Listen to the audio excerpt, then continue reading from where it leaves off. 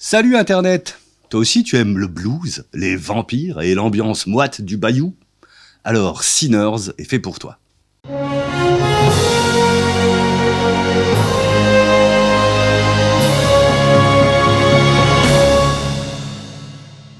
Jeune cinéaste remarqué grâce au film engagé Fruitvale Station, Ryan Coogler a très vite été coopté par l'industrie hollywoodienne qui lui a confié le spin-off de Rocky, alias Creed, et bien sûr la saga Marvel Black Panther.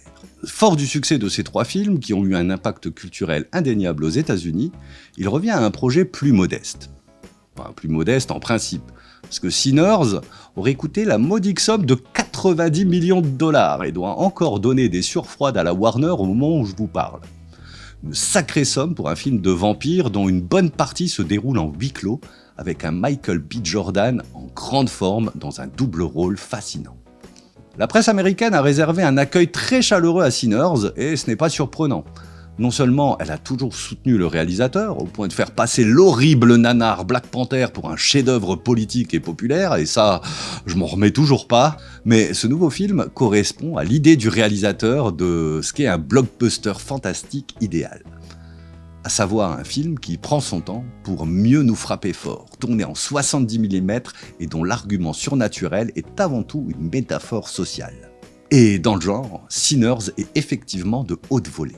Consacrant presque 1 heure à l'introduction de chacun de ses protagonistes, Ryan Coogler croque un Mississippi des années 30 crépusculaire où la ségrégation et le terrorisme du Ku Klux Klan pèsent sur la population entière. Techniquement convaincant, surtout quand il case dans le même plan de Michael B. Jordan, il laisse ainsi l'espace aux comédiens, tous très bons, pour incarner chaque facette de la communauté au cœur des enjeux. Une communauté qui va se rassembler quand deux frangins ex-gangsters décident de créer un club de blues. La métaphore en question, elle, apparaît clairement au cœur du film lorsque la soirée d'inauguration bat son plein. Au gré d'un plan séquence encore une fois assez virtuose, Coogler expose même son sujet.